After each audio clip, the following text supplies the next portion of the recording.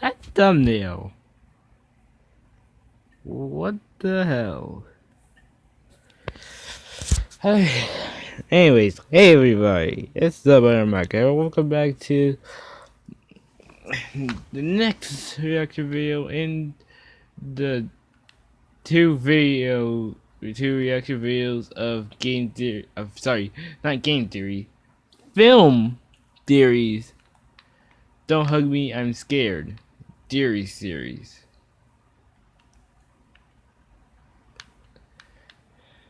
Now, if you have probably watched the last episode before my last video before this, you know that "Don't Hug Me, I'm Scared" freaks me the hell out. So let's hope there's not too many creepy or disgusting things in this.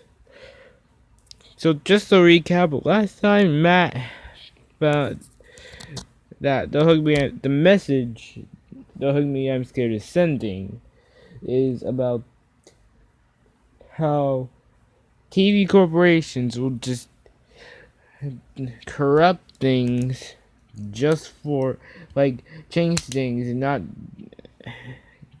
and change it from what actually a series is and what it means to show.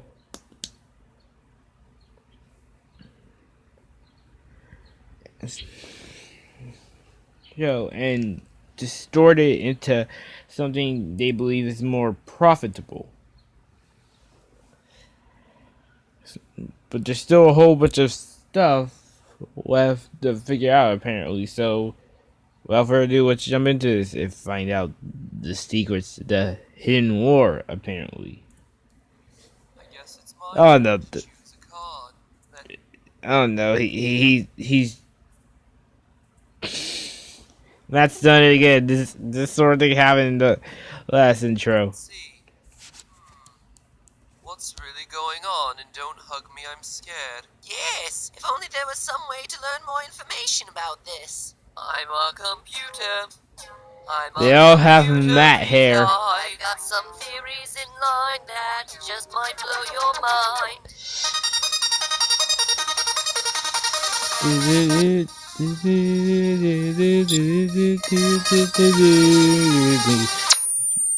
Oh, Squid of Death! I always hate it. Oh, that's trippy. Hello, Internet! Welcome to That's Film trippy. Theory, where we watch our internet videos a quarter frame at a time. You think I'm joking, but when it comes to Don't Hug Me, I'm Scared, it's pretty accurate. Does it a These lot. videos are so densely I packed bet. with detail and symbolism that you can watch them over and over and over again and still come up with new Easter eggs you've never seen before. Yeah, it's like Sugar Conway with the startup screen for Splatoon. Because he looks at every single time he boots it up and looks at it. He can always find something he hasn't noticed about it. In fact, it even happened in his playthrough of it. So when he was showing it off. So yeah. So he's not wrong. He's not wrong. Just look at this one scene at the end of the third episode of Don't Hug Me. The first time you watch, you might see Roy, Yellow Guy's dad, standing there while his son is indoctrinated into the cult of Malcolm. Keep looking and you'll notice the notepad and clock from the prior two episodes standing there. The notepad, actually, I had noticed that first. Behind him, dressed in white robes. Keep searching and you see Red Guy and Duck there too, when they're supposed to be at their delicious chicken picnic, unaware of where Yellow Guy even is. Or how about here in episode 5 when Duck quits the show? There are a few frames of Red Guy's spaghetti head in the microwave, What the heck? A few frames later, his legs where the meat man was standing just seconds before. And it isn't just limited to the videos. At the end of episode 5, we see Red Guy leaving a phone booth. Google search for the phone number on that phone booth, and you find this hidden video. The log's in the bin. So are those What duck boats the the smoking hell? gun that decode everything that's going on in this series? No, No, they aren't. It's But just you a- can bet what- I took it all into account in my creation of today's theory. Because Of last time course. we covered the easy stuff, the symbolism of the story and how it represents a children's television show corrupted by the influence of advertising. Yeah. But today, instead of looking at what Don't Hug Me, I'm Scared means in our world, we're going to explain what it means in its own world. Who are these characters? What is the deal with all these Easter eggs? And how should we be interpreting the ending? Is it even an ending at all? I've got the answers all here for you, Yeah, and that by was the end of this video, I weird. guarantee to have you digital dance. My mom again.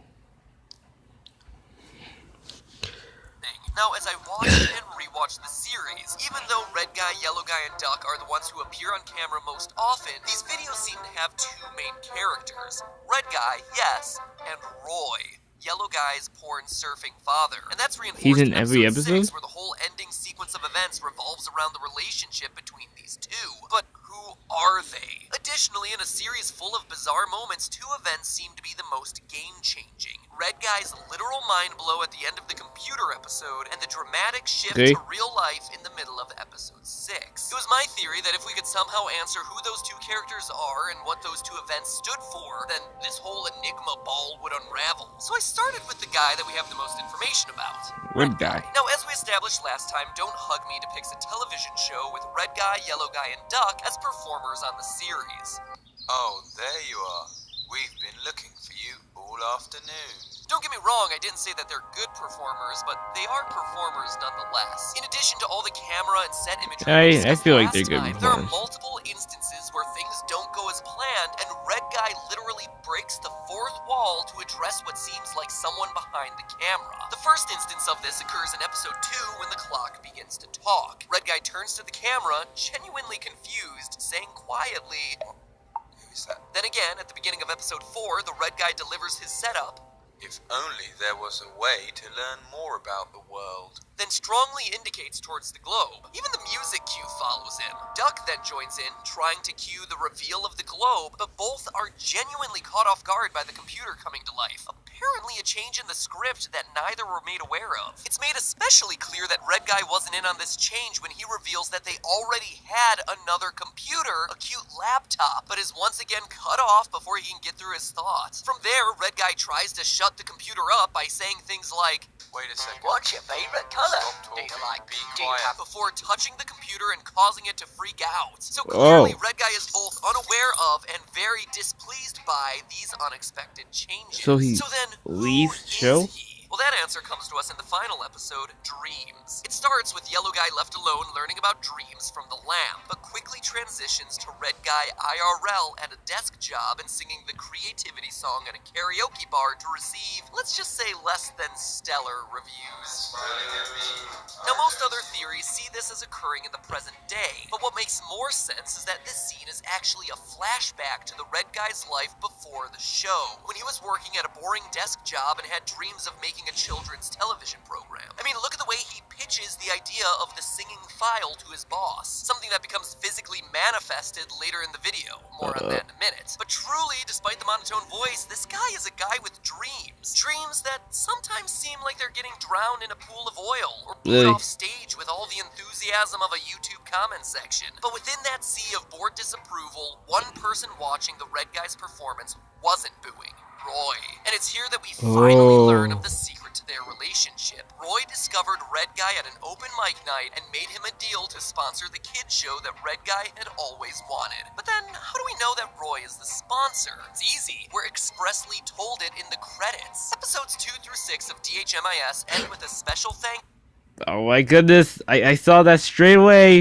you to all the Kickstarter backers. And the last person thanked in every episode is Roy, because he too is a financial backer. In fact, within the lore of the series, he's the main backer, a sponsor with greedy motives who gets out of hand once Red Guy is out of the picture in episode 5. We see very clearly in the healthy eating episode that Roy sells food products. His name is littered everywhere. But more specifically, notice the foods his name is on. Roy's flour, Roy's health juice, Roy's oats, and Roy's flakes. Most of these are grain-based. Now compare that to what the meat in the can are teaching the children as healthy. All foods that are grain or dairy-based. And Oh my god. I'm about to be done in a minute.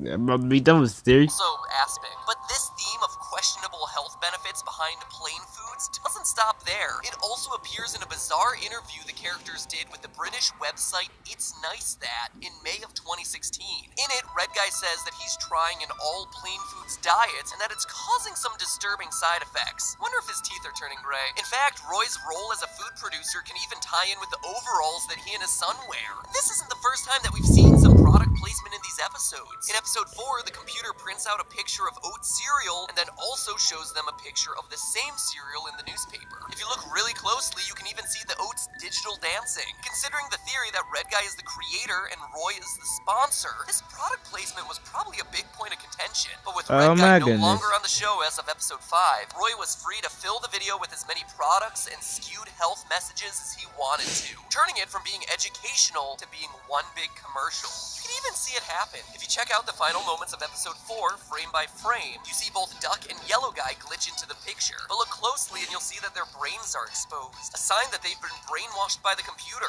So if Roy's the sponsor, then what's the deal with Yellow Guy calling him his dad? Well, he's not lying. As sponsor of the show, Roy can make sure that his son is put into the spotlight. This would explain why Yellow Guy is clearly the most inexperienced of the 3 on camera. But don't think for a second that Roy is some stage mom trying to get his son famous. Quite the contrary. Nope. Going back to that It's Nice That interview, we actually hear Roy speak for the only time ever throughout the entire series. When asked if he had anything to say, he responds with the following: "My silly boy has allowed his eyes to grow arrogant and rude. For this, I will take him on a trip to Punishland." Yikes, Punishland! Something tells me this is Disney World's latest park extension. But when you look at the series, it actually makes a lot of sense. Yellow Guy has been the victim from the very beginning. In episode 1, his painting is destroyed and That's very true. That is very true. Because in the first episode, like, you know, he his clown picture is ruined, and when he spells out his color, which was green, the note had said green is not a creative color. told that his favorite color isn't creative. In episode 2, the clock yells at him until his ears bleed. In episode 3, he's nearly seduced into joining a cult. In episode 4, he gets brainwashed by the computer. In episode 5, he pulls a Scott Tenorman and eats his friend. And then in episode 6, is tortured by an unending barrage of inane lessons. Oh yeah, and also drowns in oil. But if you think Roy's Punishland stops there, well, boy howdy, you are wrong. Observant viewers will spot horses sprinkled all over DHMIS videos. Pictures of horses, rocking horses, horse figurines, animated horses. Well, in the same interview with It's Nice That, it's revealed that Yellow Guy is scared of horses. He's also apparently allergic to eggs, wasps, crabs, meat, and trees, all of which are elements that we see worked into various episodes throughout the series. Roy's not only sponsoring the series to push his own goods, he's also doing it to push his son to the brink of insanity. Even Don't Hug Me, I'm Scared's most famous... What a terrible father, jeez! Easter egg. Sounds like William Afton. Trying to, with the nightmare, trying to scare his son away from very father. Except William was better because, well, he did it so his son didn't get killed, not to torment him. It's in with the idea of Roy teaching Yellow Guy a lesson. The unchanging date of June 19th has bothered would-be theorists since the second episode, but we have our answer right now. June 19th, 1955, the date which we see hinted at over and over again throughout the series, was Father's Day. In 2011, when the first episode of Don't Hug Me, I'm Scared was released, Father's Day was also on June 19th. And this year, the date of release for the very last episode was June 19th, which lo and behold was once again Father's Day. Roy is punishing his son for letting his eyes grow arrogant and rude. Maybe something about catching his dad watching porn. But regardless, he forces him to respect his authority by making every day Father's Day, a constant reminder of who is in charge. As long as the date is June 19th, Yellow Guy is doomed to suffer this torture with no end in sight. Or at least that's what would have happened if not for Red Guy. Which means it's finally time to talk about the ending. At the end of episode 4, Red Guy resists being lured into Roy's computer world, leaving the living room set with Roy hidden in the corner and instead noticing that the computer is hooked up to a mysterious red cable leading to the next room. When he opens the door, it's revealed that he's covered in motion tracking balls and discovers a super low-tech version of episode 1 being recorded. Then his head explodes. So what does all this mean? Well, the head explosion is definitely a literal version of Red Guy's mind being blown, but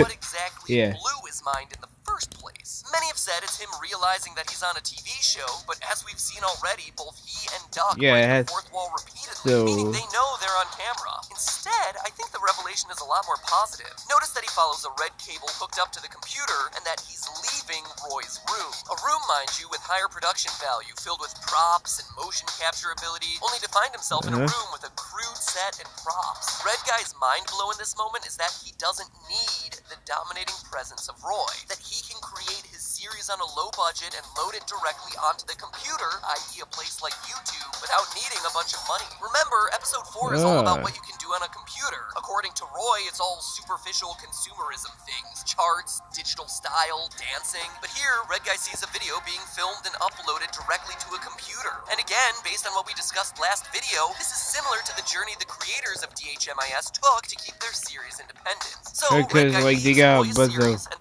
offers which they turned down. Apparently, oh yeah, that. But yeah. Then in episode 5, we repeatedly see imagery of him on the outside looking in. He's looking at the series from a new outsider's perspective. Those foreboding phone calls for Duck throughout the episode are coming from him. We see him exiting a phone booth at the end of the episode, for crying out loud. It's him calling his friends to let them know that there's another option, that they can and need to escape, to stop selling their souls to Roy. Duck answers and tries to get away, but as we see, is captured, canned, and consumed. But is Duck getting eaten literal? It's hard to say. Seems like it shouldn't be, right? But then again, Roy is a farmer, and Duck is the only character who happens to be an animal. The can consuming the duck could be the duck getting canned. All of this comes And to a I'm head getting in flashbacks to Can Your Pet. And not the mobile version.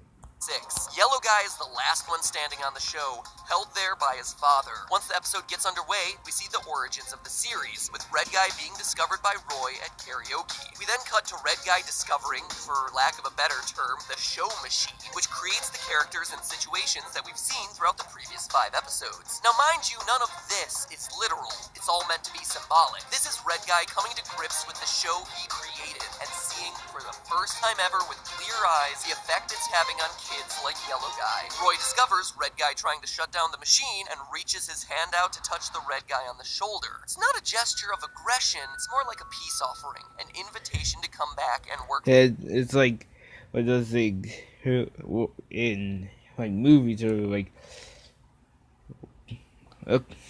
okay, I'm giving you a choice. You can come back,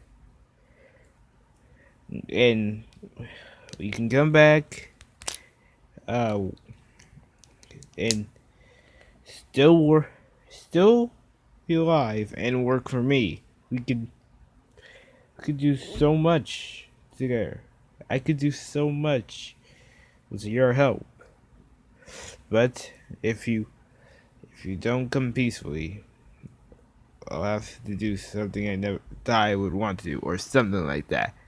You know, that sort of situation. For the show once again, because face it, what else does Red Guy have? In a society full of negativity towards his ideas, Roy was the only one willing to take a chance on him. And you see, that's the brilliance of episode 6 here. It starts by addressing typical dreams, the ones that happen at night, but when you look again, it's actually about personal dreams, and how seeing a dream achieved, like Red Guy finally creating the show he always wanted, can turn into a waking nightmare. But it's at that moment that Red Guy decides to literally and figuratively pull the plug on both the show and his relationship with Roy, eager to see what will happen next. And it works. We restart the series, but with some very important differences. All the characters are now the color they said was their favorite in episode 1, blue, red, Red and and green. green. The date on the calendar changes from June 19th to To June June 20th, 20th. meaning that it's no longer Father's Day and Roy has no influence on the show anymore. It is quite literally the start of a new day. And that also makes sense when you look at the sets. At the Kind of reminds me of Majora's Mask in Witcher of Zelda, because, you know, you will sit all the time. First day, second day, third day, first day, second day, third day. But then finally, after you defeat Majora's Mask and stop the moon from, and destroy the moon, that's going to crash into Termina,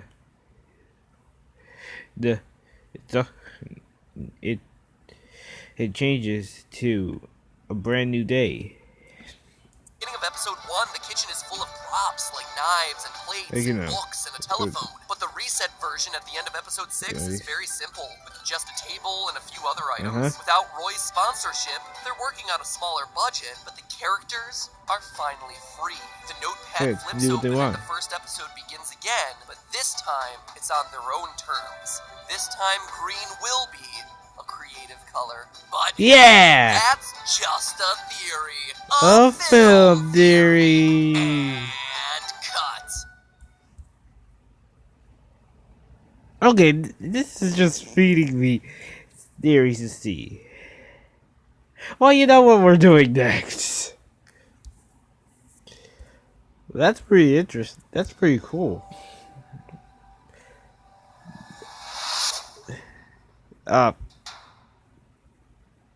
At least that's my interpretation. Wait, what?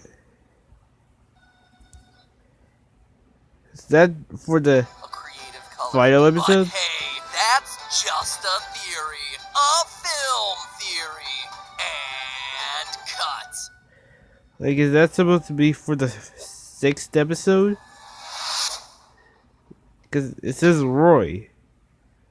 At least that's my interpretation. And at the heart of it, Don't Hug Me, I'm Scared is all about creativity and interpretation. I've seen other theories that are way different from this one that I've laid out for you, but they I don't all like still it, but- deserve your respect and attention. After Like how all, when asked by creepy the it is. UK news site Metro about fan theories for But I Don't think Hug Me, it's I'm Scared, such a good- co-creator Becky Sloan said, quote, "We've read a lot You of know. theories online about what it Huh. all means, and they are all correct. So go watch the show Hey. again. Look for your own Easter eggs. Come up with your own theory and leave it in the comments below. There's only one rule though, guys.